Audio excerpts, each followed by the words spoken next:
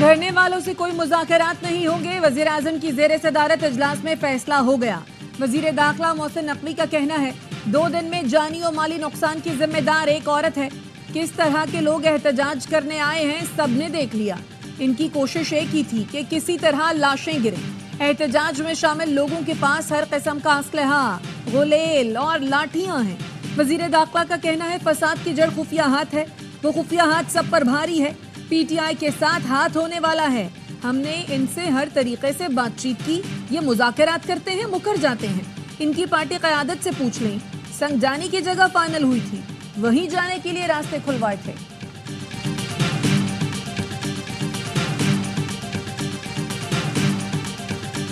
پاکستان خون ریزی افراتفری کا متحمل نہیں ہو سکتا۔ پرتشدد کارروائیاں ناقابل قبول اور انتہائی قابل مذمت ہیں۔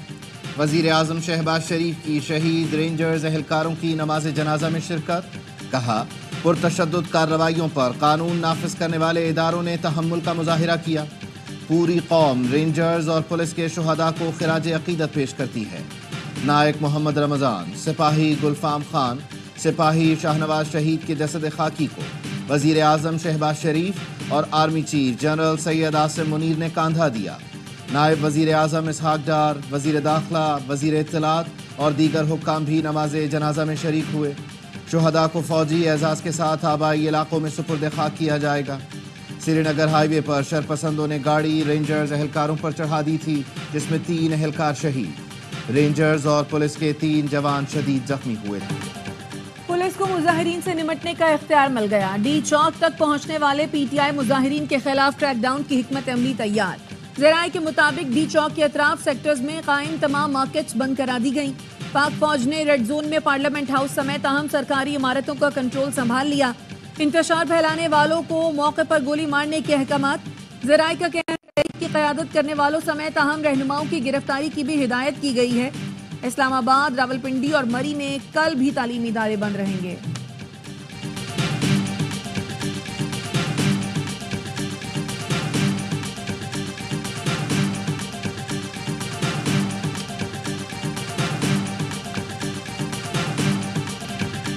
بانی پی ٹی آئی کو فوری رہا نہیں کیا جا سکتا تو انہیں بہتر سہولتیں دی جائیں۔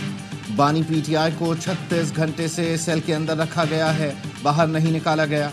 ہماری ملاقات میں بانی پی ٹی آئی کی بشرا بی بی سے بات چیت نہیں ہوئی۔ ہمارے ذریعے علی امین گنڈاپور سے بات کی اور تجاویز دی۔ بیرسٹر سیف کی آف دی ریکارڈ میں گفتگو۔ کہا حکومت کی جانب سے سنگ جانی پر دھرنے کی تجویز آئی تھی۔ بانی پی ٹی آئی بھی سنگ جانی میں احتجاج کے لیے تیار تھے۔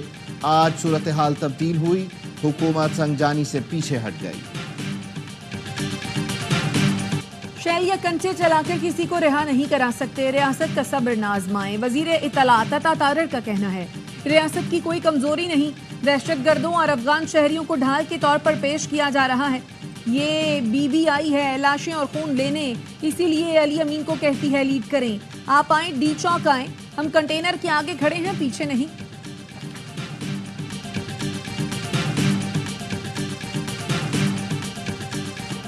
پی ٹی آئی مظاہرین کی بڑی تعداد ڈی چوک پہنچ گئی۔ پولیس کی جانب سے آنسو گیس کی شیلنگ، مظاہرین کا راستہ روکنے کی کوشش۔ وزیر اعلیٰ خیبر پختونخوا علی امین گنڈاپور مظاہرین کی قیادت کر رہے ہیں۔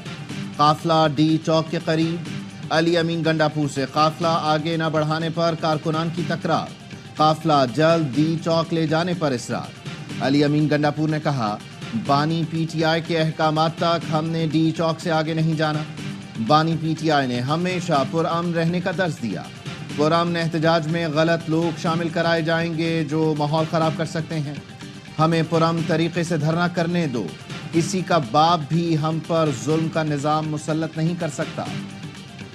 حقلہ انٹرچینج کے قریب پولیس پر حملے کا مقدمہ تھانہ ٹیکسلا میں درج۔ بانی پی ٹی آئی، وزیر اعلیٰ کے پی علی امین گنڈاپور اور دیگر نامزد حقلہ انٹرچینج کے قریب ایک اہلکار جاں بحق اور دیگر زخمی ہوئے۔ مقدمے میں انسداد دہشت گردی سمیت 14 دفعات شامل۔ ایف آئی آر کے مطابق حملہ آور اسلحے سے لیس تھے، پولیس پر ڈنڈوں اور پتھروں سے حملہ کیا، کانسٹیبل مبشر کو اغوا کیا، حقلہ پل کے نیچے پھینک کر فرار ہوئے۔ کانسٹیبل مبشر کو اسپتال منتقل کیا گیا لیکن وہ جاں بر نہیں ہو سکے۔ تھانہ نیو ٹاؤن کے مقدمے میں بانی پی ٹی آئی کا مزید 6 روزہ جسمانی ریمانڈ منظور۔ انسداد دہشت گردی عدالت کے جج امجد علی شاہ نے 28 ستمبر کے احتجاج سے متعلق مقدمے کی اڈیالہ جیل میں سماعت کی۔ بانی پی ٹی آئی کو 2 دسمبر کو دوبارہ عدالت میں پیش کرنے کا حکم۔ بانی پی ٹی آئی کا 5 روزہ جسمانی ریمانڈ آج مکمل ہوا تھا۔ بیلاروس کے صدر کو بھی پاکستان کی صورتحال پر تشویش۔ معزز مہمان نے کہا، ہمیشہ پاکستان کی صورتحال پر تشویش رہی ہے، تازہ واقعات کا بھی جائزہ لے رہے ہیں۔ بولے وہی ملک سلامت رہیں گے جن کے عوام متحد ہوں گے۔ عالمی طاقتیں پاکستان کی موقف سے خوش نہیں۔ پاکستان اور بیلاروس کے درمیان مضبوط تعلقات ہیں۔ معاہدوں اور مفاہمتی یادداشتوں پر عمل درآمد میں تیزی سے پیش رفت کرنی ہے۔ زراعت اور دفاعی پیداوار کے شعبوں میں تعاون بڑھانا ہوگا۔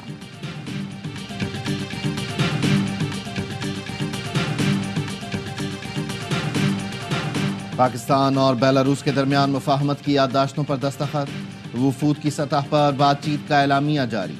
دو طرفہ تعلقات کی موجودہ رفتار پر اطمینان کا اظہار۔ اہم علاقائی اور عالمی پیش رفت پر تبادلہ خیال کیا گیا۔ تقریب سے خطاب میں شہباز شریف نے کہا، بیلاروس کے صدر کا پاکستان کے عوام کے لیے اہم سنگ میل ثابت ہوگا۔ دونوں ملکوں کے درمیان معاہدوں پر پیش رفت کے لیے 2 ہفتے بعد وفود کی سطح پر بیلاروس میں ملاقات ہوگی۔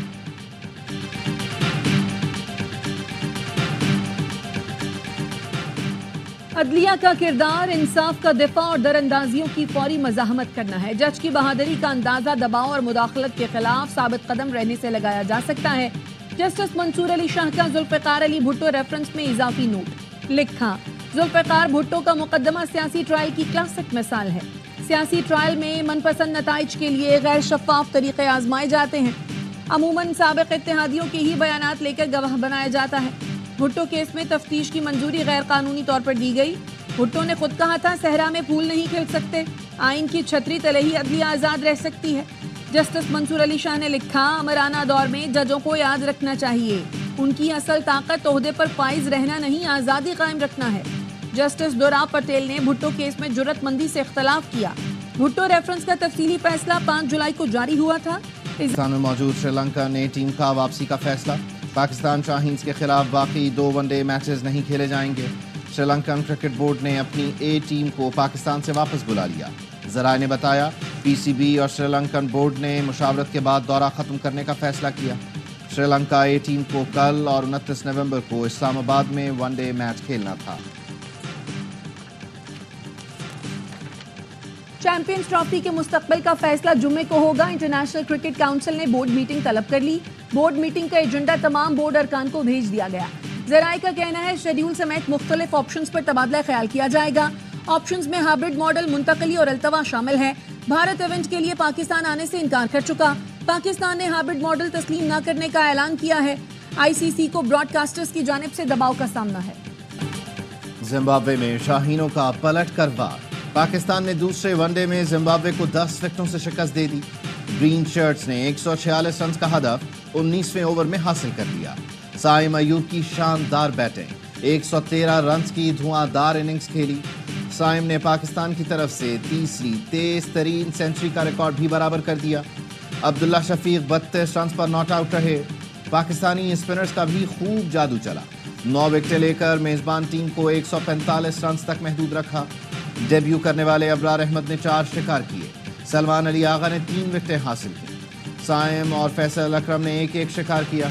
پاکستان نے 3 میچوں کی سیریز 1-1 سے برابر کر دی۔ فیصلہ کن مارکا جمعرات کو ہوگا۔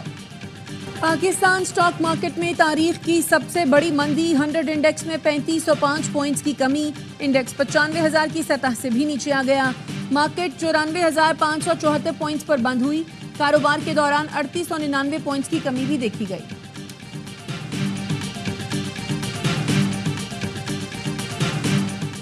جماعت اسلامی نے پاناما اسکینڈل کے معاملے پر نیب سے رجوع کرنے کی حامی بھر لی۔ سپریم کورٹ کے آئینی بینچ نے پاناما اسکینڈل سے متعلق درخواست نمٹا دی۔ جسٹس مسرت ہلالی نے ریمارکس دیے، پاناما اسکینڈل کے بعد مخصوص کیس میں جے آئی ٹی بنائی گئی، باقی مقدمات کہاں گئے معلوم نہیں۔ نئی ترامیم کے مطابق نیب ہی معاملے کو دیکھ سکتا ہے۔ جسٹس جمال خان مندوخیل نے کہا، نیب سے داد رسی نہ ہو تو سپریم کورٹ کے بجائے ہائی کورٹ جائیے گا۔ مغوی بچے کی بازیابی کے لیے کوئٹہ میں اسمبلی چوک پر دھرنا، 12 روز گزرنے کے باوجود مصور خان کو بازیاب نہ کرایا جا سکا۔ لواحقین کا کہنا ہے مصور کی بازیابی تک احتجاج جاری رہے گا۔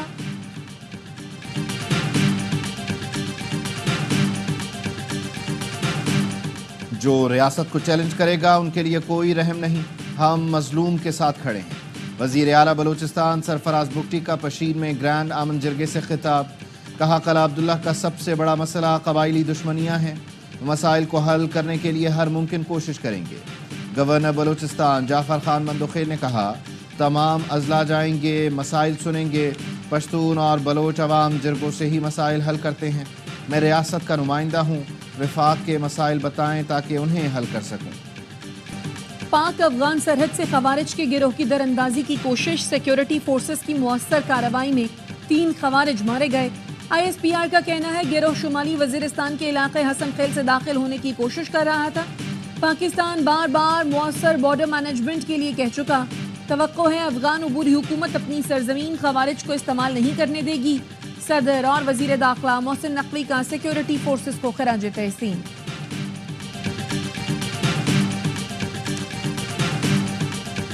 ملک کے بالائی علاقوں میں سردی نے پنجے گاڑ لیے، اسکردو میں درجہ حرارت -5 تک گر گیا، استور اور گوپس میں -4، گلگت اور کالام میں -2 degree centigrade record. Swat کی وادی کالام میں برف باری کے بعد ہر سو سفیدی، سیاحوں نے جنت نظیر وادی کا رخ کر لیا، ٹھنڈے ٹھار موسم کا لطف اٹھایا۔ حزب اللہ اور اسرائیل میں جنگ بندی معاہدے پر اتفاق کے باوجود اسرائیلی طیاروں کی بیروت پر بمباری، 24 گھنٹے میں 31 افراد شہید ہوئے۔ لبنان میں جنگ بندی معاہدے کی منظوری کے لیے آج اسرائیلی کابینہ کا اجلاس ہوا۔ جنگ بندی کے امکان پر خام تیل کی قیمتوں میں بڑی کمی، برنٹ خام تیل کی قیمت 2.5% کم ہو کر $73.2 فی بیرل پر آ گئی۔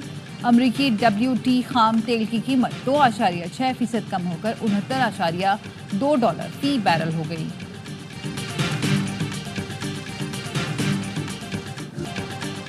اسرائیلی دہشت گردی کا شکار غزہ والوں پر نئی مشکل آن پڑی۔ 2 دن سے جاری بارش سے درجنوں علاقے زیر آب آ گئے، 10,000 خیمے بہہ گئے۔ خان یونس، دیر البلا اور رفح میں سیلاب سے 4.5 لاکھ افراد متاثر۔ بے گھر افراد کو موسم کی سختی کے ساتھ خوراک کی قلت کا بھی سامنا۔ فلسطینی حکام نے بین الاقوامی برادری سے مدد کی اپیل کر دی۔ شمالی غزہ میں اسرائیلی طیاروں کی بمباری میں 11 فلسطینی شہید ہوئے۔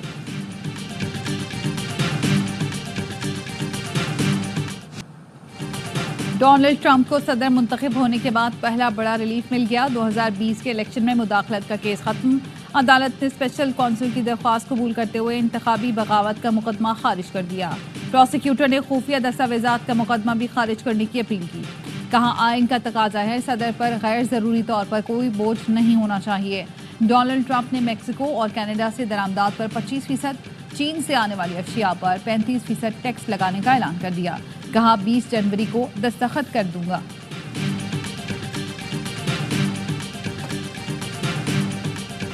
بنگلہ دیش